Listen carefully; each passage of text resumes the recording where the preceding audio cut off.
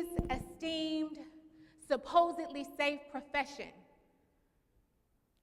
where I was quickly climbing the ladder that paid me a whopping $60,000 a year.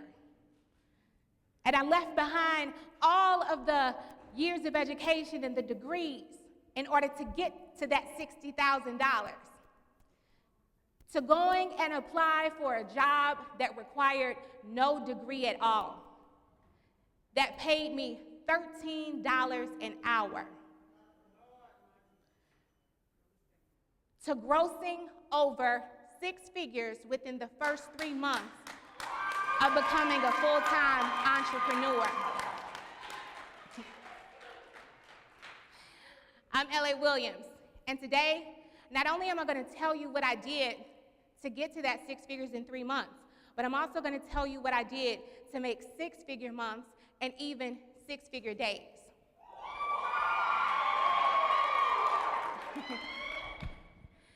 Now, those that have witnessed my transition, or many who hear my story, they often ask, how did you do it? Or they want to know how to do it too. And many would assume that I would say, well, I had business systems in place, or I had good credit, or I had money stashed away. And I did. But that's not what people want to hear. People want the magic beans. They want the sauce, the secret sauce. And truth be told, even though I had those business systems in place and that good credit, it wasn't what molded me into what I am today and what has allowed me to be able to accomplish what I've accomplished. You see, that started way before the business systems and the credit. So I'm going to take you back so that you understand. What if I told you that your mind is the magic wand? It's the genie in the bottle that you've been in search for your entire life. You see, I didn't have the formula. There was no magic formula. But what I found early on is that the human mind is the magnet for success. The human experience is no stranger to barriers. We hear about miracles every day. In fact, every single one of you sitting in the audience has a story that is as complex and deep as mine. So what distinguishes those who have the courage enough to go and create success on their own terms versus those who are shaped and molded by what society says they should be and what they are worth? It's simple. One's willingness to have the faith and the resilience to cut the tape. Now, I'm not talking about film tape or masking tape or boob tape. No, I'm talking about that fiery giant riddled in excessive adherence to unnecessary policies and procedures that many of our institutions thrive upon. That fiery giant is known as red tape. We see red tape in processes such as obtaining home ownership or getting a license, or even trying to seek approval from a committee. All of the unnecessary twists and turns to achieve a successful outcome, the delays and the inaction that society says we must go through in order to be successful. When it comes to success, red tape is still all over that. This red tape are the ideologies and the notions that keep our minds captive into thinking that we are what someone else say we are.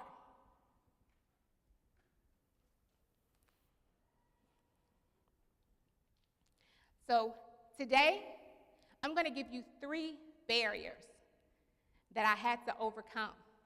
3 barriers that allowed me to cut the tape, to get to where I am, and making 6-figure quarters, 6-figure months, and 6 days. The first barrier that I had to overcome was defying societies, or defying familial and society beliefs. You see, I grew up in a single-parent household in a small town called Port Allen, Louisiana. It's west of the Mississippi River and about 1 hour from New Orleans. See, Port Allen has a population about 5,000 people. And the bachelor degree rate is about 18%. And the graduate degree rate is a little under 4%. It's a little country town. And if you sit outside at the right time in fall, you can smell the scent of the sugar cane being cut in the fields nearby. Many of the people that I grew up with were also, like me, raised in single-parent homes. And our parents taught us, even with the low percentage of degrees in the town that we were in, also, Port Allen, inside of Port Allen, the people most likely to be in poverty are Black, according to the census. So even with all of that adversity and the low percentage of degrees, our parents still instilled into us, go to school, get good grades, get a good job. You need a college degree so that you can work for 40 or 50 or 60 years, only to retire to make half of what they were paying you on. That's what society says is successful. And I bit the bait. I went to college. I got good grades. I got multiple degrees. I even became an educator. And as a teacher, for about 10 years, I taught other people's children the same notions and ideologies that had been instilled into me. Until one day, something changed. I'll never forget, it was the moment where I was sitting at a table. It was the end of the year for my 8th graders. And because I had climbed the ladder in my profession, I had been seen as someone with esteem. I was invited to have a seat at a table that today, although I'm glad I was at, there was a time where I wish I wasn't invited. You see, there were 3 sets of folders on the table that I was sitting at. To the left side of me, there were a stack of folders of all of the kids who would pass the 8th grade and go on to high school. On the right of me, there were a stack of folders of kids who had not did what they were supposed to do according to society to progress and move on to high school. And directly in front of me, the only Black person at the table was a stack of folders of kids who would not have the chance to decide whether or not they would get a high school diploma, because we were determining for them that the only thing they would be able to get was a GED. Now, there's nothing wrong with the GED if you choose to go that route. But see, this decision was made without calling a parent, without having a meeting with the student. The child would find out the next year when they went to school, excited to meet their excited to meet their friends, that they wouldn't be in the same classes with their friends. They wouldn't be on the same track anymore. That's when I really understood the school to prison pipeline. And everything that I had been teaching my students over the years was a lie. It started to change me. It started to change everything in me so much that I started to hate my job. I started to hate the life that I was living. I got mad at myself because up until that point, I thought that education was my spiritual gift. It was something that I was supposed to do. Teaching became easy. Teaching was very easy to me. I could teach with my eyes closed. I taught myself everything that I know. I can teach myself anything and turn around and teach it to anyone. So of course that is what I was supposed to do in life. But I didn't feel the passion anymore. And not only did I get mad with me, I started to get mad at God, because I was like, what am I supposed to do now? How do you instill something into someone and just take it away? But I slowly found out that that wasn't the case. You see, there are situations that we're supposed to remain in for seasons. And there are things that you're supposed to do only for a moment. And when that season is up, when that time is up, It's time for you to go. And if you don't move, that is where depression sits in. That is where anxiety kicks in. And so I had started to become depressed, and I was so full of anxiety that I would cry in the bed every single morning when it was time for me to go to work. I started to cry so much so that I would be late for work every day. And then I stopped caring. It's like I would go to work, and they would be like, "This is the third time you're late this week. You know what that means?" And I would be like, "It's Wednesday?" I didn't care. So I knew I had to get out of there. But in order for me to get out of there, I had to defy all of the familial and society beliefs that I had been taught. You see, I heard a quote that says, becoming an adult means to unlearn everything that you were taught by people who knew nothing.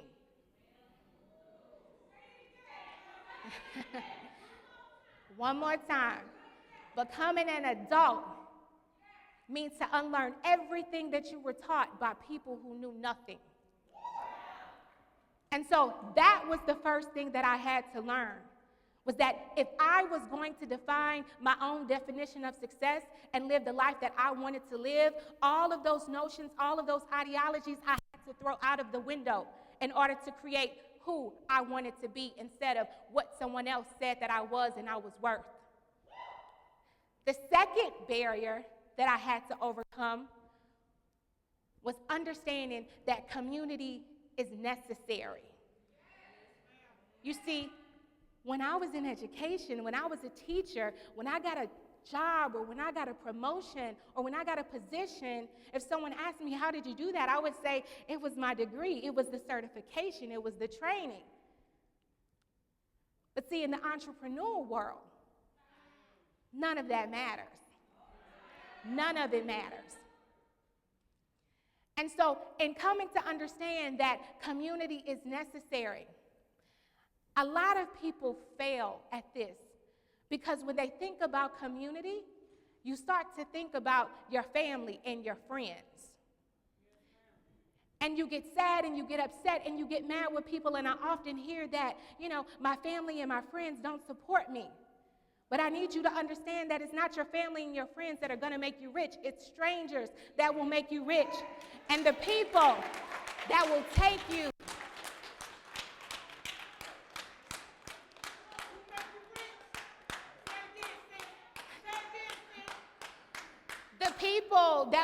you into your next level are not going to be familiar faces.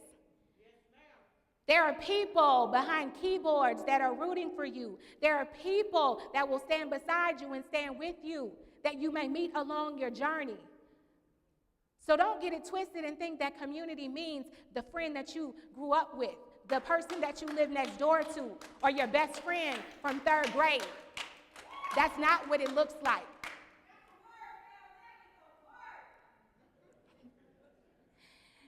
And the third barrier that I had to overcome was just the ability to let go. The ability to understand that things may not be what I thought they would be. Things may not look like what I thought they would look like, and things won't be what I thought they would. Letting go of fear. Letting go of things, letting go of people. But see, again, here is where most people fail, that 80% that I told you that won't be successful. Because we often hear that in order to get to the next level, you have to let go of people and you have to let go of things, but nobody tells you that the person you have to let go of is you. The things you have to let go of are the things that you did at the previous level in order to level up. And that is the scariest part. That's the thing that creates the fear. Just recently, I experienced this. I had a conversation with my coach, and I called him one night. It was really late, but I knew I needed to talk to him. And I said, "Something's wrong. I've been working on a project, and it was a project that I knew that I could complete. But for some reason, I was stagnant. I wasn't able to progress. had been working hours and hours and hours. I would go 36 to 48 hours with only 2 hours of sleep and not understanding why I could not get the job done. And me, being a girl from Louisiana, I called, I said, Coach, I need some crystals. I need a spiritual bath. Like somebody done put some gree on me. I got voodoo on me. And he listened and he said, it's not voodoo. It's not gree. It's the fact that you are trying to hold on to the person that you were at the last level, and you have leveled up. And so the two of you are in competition with each other. You see, when you move to the next level, there's new accountability, there's more responsibility. And at the old level, the things that you didn't like about yourself, maybe you could hide. But at the new level, with that new accountability and more responsibility, you have to stare that in the face and overcome it. So letting go for me meant I needed to let go of everything that I thought I was. And when I started to think back, I realized that when I left the career and I started the job, I had to let go of this prestigious attitude. I had to let go of the esteem while I worked a job that paid me half of the salary that I had. And when I moved into entrepreneurship, I realized that I had to let go of the person who was used to going home at 5 o'clock and being off the clock and doing nothing, to working around the clock in order to make my business successful and hit the 6 figures in 3 months, and the 6 figures in a month, and the 6 figures in a day. I couldn't do the same things that I did at the last level. And so in every level, you have to realize that you're going to have to let go. Let go of yourself. Let go of the fear. Let go of the notion that it's not always going to look like what you thought it was. So in those 3 barriers, if I can leave you with just one more thing to help you propel, the last thing would just be to get started. In order to create the success that you want to have on your own terms, you have to go ahead and get started. See, I have a friend, Ken Collier, that says, Elle, you have everything that you need. Just focus on doing what you do best and hire out the rest and just get started. I have a friend, Brandy, that says, Elle, you have everything that you need inside of you, but what you need to do is go ahead and get started. And my friend Tarika constantly tells me that, Elle, if you want to take over like I know you can, you have to take charge and get started. And my friend Andre says that, Elle, the thing that you're running is not a sprint, it's a marathon. And if you want to run this race, you're going to have to get started. And my brother, my coach, my friend, Derek Harper, often preaches to me and the rest of the world that done is better than perfect, because perfect never gets done. So, Elle, you need to go ahead and get started. So see, it wasn't the business systems, it wasn't the good credit, it wasn't the money that I had saved in order to get to the 6-figure quarters, months, and days. It was changing everything about who I thought I was.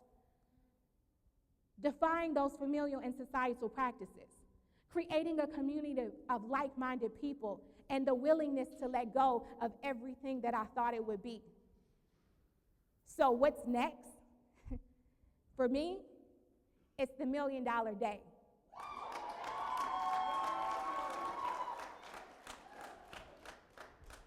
So I'm about to go and get started.